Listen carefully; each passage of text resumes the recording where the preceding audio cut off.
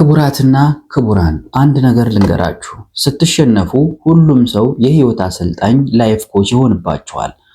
3 የንግድ ስራዎች የከሸፉበት አጎታችሁ በድንገት ምናልባት ንግድ ለእናንተ አይሆንም ይላችኋል። ጠዋት 5 ሰዓት የሚነቃው ጓደኛችሁ እንኳን አሁን ስለ ገበያው እውነታ ያወራል። የጎረቤትህ ውሻ እንኳን ይፈርድብሃል። ነገር ግን ስታሸንፍ እነዚሁ ሰዎች መልሰው አውቅ ነበር፣ ችሎታ እንዳለው አይቼ ነበር ይላሉ። የሰው ልጅ ወደፊቱን አይተነብይም። የሚተነብዩት ባላቸው የምቾት ቀጠና ላይ ተመስርተው ነው። ምቾት ደግሞ እውር ነው። ማይክል ጆርዳንን ከሁለተኛ ደረጃ ትምህርት ቤት ቡድኑ ሲቀነስ ማንም ይሄ የወደፊቱ አፈታሪክ ወይም ሌጀንድ ነው አላለም። ብቁ አይደለም ነው ያሉት። እሱ እነሱን አምነው ቢሆን ኖሮ ዛሬ ስሙን ባላወቅነው ነበር። ዛሬ ውጤታችሁ ከእናንተ በፊት እስኪናገሩ ድረስ ራሳችሁን በጸጥታ እንዴት እንደገና መገንባት እንደምትችሉ ካምባክ በሚል ርዕስ በዚህ ቪዲዮ አሳያችኋለሁ። በጥሞና አዳምጡኝ።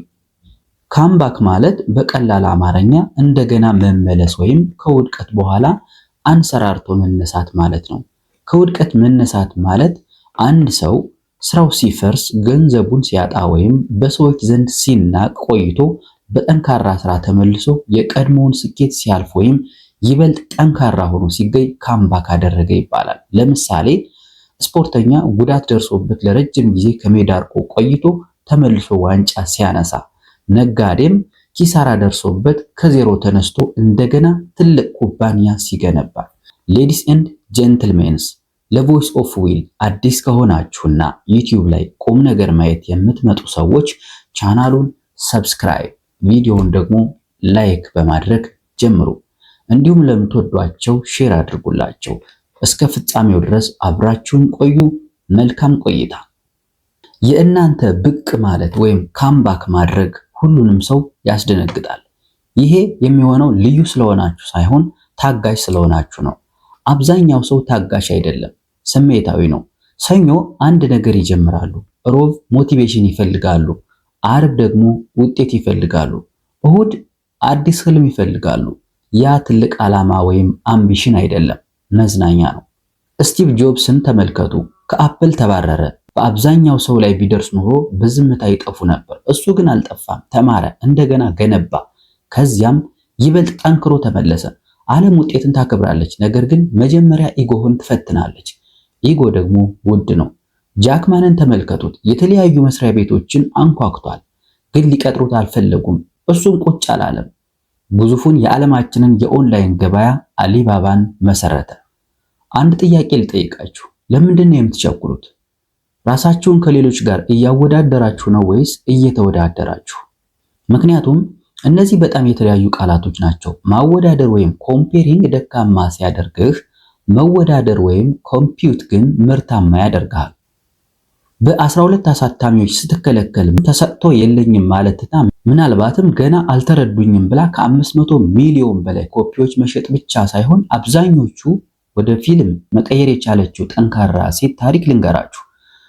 በ17 ዓመቷ ከኮሌጅ ተባረረች። በ25 ዓመቷ እናቷን በሞት አጣች። በ26 ዓመቷ ጽንስ ወረደባት። በ28 ዓመቷ ትዳሯ ፈረሰ። ብዙ ከመጨነቅ የተነሳ የተለያዩ በሽታዎች ተገኘባት። በ29 ዓመቷ በእርዳታ ትተዳደር ነበር። በ30 ዓመቷ ሞትን ተመኝታ ራሷን ለማጥፋት አሰበች። ይሁን እንጂ ሐሳቧን በመተው ራሷን ለመቀየር ወሰነች። በ31 ዓመቷ የመጀመሪያ መጽሐፏን አሳተመች። በ35 ዓመቷ 4 መጽሐፎችን በማሳተም የዓመቱ ምርጥ ደራሲ ተባለች። በ42 ዓመቷ በአንድ ቀን ውስጥ 11 ሚሊዮን ኮፒ መጽሐፎችን ሸጠች። ይህቺ ሴት እንግሊዛዊት ደራሲ ጄኬ ሮሊንግ ትባላለች። በ30 ዓመቷ ራሷን ልታጠፋ የነበረችው ሴት የሄሪ ፖተር መጽሐፍ ደራሲ ከመጽሐፉ ብቻ በተገኘው 1.2 ቢሊዮን ዶላር በዓለም አቀፍ ደረጃ በቱጃሮች ተርታ ተቀምጣለች። ስለዚህ አንተም ተስፋ አትቁረጥ፣ ትዕግስት ይኑርህ፣ በዓላማ ኑር፣ በእግዚአብሔር ታመን፣ ታሸንፋለህ፣ ታሳካዋለህ። ኔቨር ኤቨር ጊቭ አፕ። እውነቱን ልንገራችሁ፣ መጀመሪያ ላይ ሞኝ ትመስላላችሁ። ንግድ ስትጀምሩ ትንሽ ትመስላላችሁ። ጂም ስትጀምሩ ደካማ ትመስላላችሁ። መናገር ስትጀምሩ ያልተለመደ ድምፅ ይኖራችኋል። ያ የመግቢያ ዋጋ ነው። ሰዎችን ስህተት መሆናቸውን ለማረጋገጥ አትሞክሩ። ያ አነስተኛ ጉልበት ነው። የድሮ ማንነታችሁን ስህተት መሆኑን አረጋግጡ። ለማቋረጥ የፈለገውን የፈራውንና የተጠራጠረውን የድሮ ማንነታችሁን አሸንፉት። አብዛኛው ሰው ብቅ ማለት ወይም ካምባክ ጫጫታ የበዛበት ይመስላችኋል? አይደለም። ጸጥ ያሉ ማሻሻያዎች ወይም ሳይለንት አፕግሬድስ ናቸው። ይህንን ለማድረግ እነዚህን 3 ህጎችን ተከተሉ። ህግ 1 አንድ ኢላማ ብቻ ምረጡ። 10 ኢላማዎችን አይደለም። አዲስ እኔ፣ አዲስ ህይወት፣ አዲስ ቆዳ፣ አዲስ ንግድ፣ አዲስ ጅም አትበሉ። ዘና በሉ። እናንተ የሶፍትዌር አፕዴት አይደላችሁም። ራስህን መጠየቅ፣ አሁን ምንድነው እየገነባው ያለሁት? ገንዘብ፣ አካል፣ ክህሎት ወይስ ስም? አንዱን ምረጡ። ህግ 2 ፍጹም ባልሆነ ሁኔታ በዓላማ ጀምር። ስታርት አግሊ ኦን ፐርፐስ። ሁሉ ነገር ፐርፌክት እስኪሆን አትጠብቅ። ዕውቀትህ አነስተኛ ቢሆንም የምትሰራው ስራ መጀመሪያ ላይ ስህተት ቢበዛበትም ወይም ባያምርበትም ሆን ብለህ አሁኑኑ ጀምር። ምክንያቱም ፍጹም የሆነ ጊዜ መጠበቅ ማለት መቼም አለመጀመር ማለት ነው። ሰዎች ፍጹም ሁኔታዎችን ይጠብቃሉ። ጊዜ ሲኖረኝ እሰራለሁ፣ ጉልበት ሲኖረኝ እለማመዳለሁ ይላሉ። ይሄ ልክ ውቅያኖስ ሲደርቅ ዋና አማራለሁ እንደማለት ነው። አንጎላችሁ ጠበቃ ነው። ከራሳችሁ ህልም ጋር ተከራክሮ ያሸንፋችኋል። ስለዚህ አንጎላችሁ ክስ መመስረት እስኪያቅጠው ድረስ ስራውን በጣም ትንሽ አድርጋችሁ ጀምሩት። ህግ 3 ጉዟችሁን ከአካባቢያችሁ ጠብቁ። ችግራችሁ ማበረታቻ ማጣት ሳይሆን ስልካችሁ ነው። ስልካችሁ በኪስ የሚገባ ቁማር ቤት ነው። ስልክህ ሱስ ያስይዛል። ቁማር ቤት ውስጥ ያለ ሰው አሁን አሸንፋለሁ፣ አሁን የተለየ እድል ይወጣል እያለ ደጋግሞ ማሽኑን እንደሚጎትት ሁሉ እኛም ስልካችንን አዲስ ሜሴጅ መጥቶ ይሆን፣ አዲስ ፖስት፣ ላይክ ወይም ዜና አለ እያልን በቀን በመቶዎቹ ለሚቆጠር ጊዜ እንነካካለን፣ ስክሮል እናደርጋለን። ስልክህ ጊዜና ትኩረት ይሰርቃል። ስልክህ አእምሮህን በማደንዘዝ ዶፓሚን በማመንጨት ትኩረትህን ከዋናው ዓላማ በተለይም ቅድም ከመረጥነው የገንዘብ ወይም ቢዝነስ ግብህ ላይ ያዘናጋሃል። በአጭሩ ስልክህ በኪስህ ውስጥ የሚገኝ ጊዜህን የሚበላ ቁማር ቤት ነው እያልኩህ ነው። ስለዚህ መጥፎ ልምዶችን አስወግዱ። ለምሳሌ ሶሻል ሚዲያን ሎግአውት ማድረግ። ጥሩ ልምዶችን ደግሞ ወደ ራሳችሁ አምጡ። እባካችሁ ለሁሉም ሰው መናገር አቁሙ። በጸጥታ ስሩ። በነገራችን ላይ ለውጥ ከሞቲቬሽን አይመጣም። ልትሰሩ ከምትችሉት ታንጀብል ስራ ነው የሚመጣው። በየቀኑ እስኪ ይችን ሞክሯት። ለ1 ሰዓት ብቻ በቀን ለ30 ደቂቃ ክህሎት። ገንዘብ ከፈልጋችሁ የገንዘብ ክህሎት ተማሩ። ሽያጭ፣ ኮዲንግ ወዘተ። በራስ መተማመን ከፈልጋችሁ ተግባቦት ወይም ኮሙኒኬሽን ተማሩ። ለ30 ደቂቃ ደግሞ ለውጤት። ሰዎች የሚወድቁት እዚህ ላይ ነው። ቀኑን ሙሉ መረጃ ይቀበላሉ እንጂ አያመርቱም። ስለዚህ አንድ ትንሽ ነገር አምርቱ። አምርቱ ሲባል ፋንሲ ነገር አይደለም። አንድ ገጽ ጻፉ፣ አንድ ኢሜል ላኩ፣ አንድ ፖስት አጋሩ እንደማለት ነው። በነገራችሁ ላይ በለውጥ ጉዞ ላይ ከባዱ ክፍል ስራው ሳይሆን ምድር ላይ ያሉ ሰዎች አስተያየት ነው። ሰዎች የተለየ እንቅስቃሴ ስታደርጉ ምላሽ የሚሰጡት የዋይፋይ ፓስወርድ እንደቀየርክባቸው ነው። የተለወጠው ማንነትህ እንደ መስታወት ለነሱ ድክመት ስለሚሆንባቸው አይወዱትም።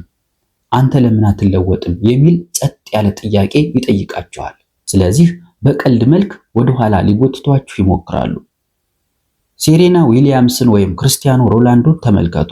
ሴሬና ዊሊያምስ በዓለም ታሪክ ውስጥ ካሉ ሁሉንም ጊዜ ከሚበልጡና ስኬታማ ሴት የስፖርት ተጫዋቾች መካከል አንዷ ናት። ሴሬና በስራ ዘመኗ ብዙ ትችቶችን ስለ አካሏ፣ ስለ አቋሟና ስለ አለባበሷ አስተናግዳለች። ነገር ግን በእነዚያ ትችቶች ከመሰበር ይልቅ ለትችቶቹ በውጤት መልስ በመስጠት ለብዙዎቹ የመመለስ ወይም ካምባክ ትልቅ ተምሳሌት ሆናለች። በግል የቴኒስ ውድድር ወይም ግራንድ ስላም 23 ጊዜ ዋንጫ በመውሰድ በታሪክ እጅግ በጣም ከፍተኛ ውጤት ካላቸው ተጫዋቾች አንዷ ናት። በሜዳ ላይ ባላት ከፍተኛ ጉልበት፣ በጠንካራ አጨዋወቷ ወይም ፓወር ጌም እና ተስፋ ባለመቁረጥ ትታወቃለች።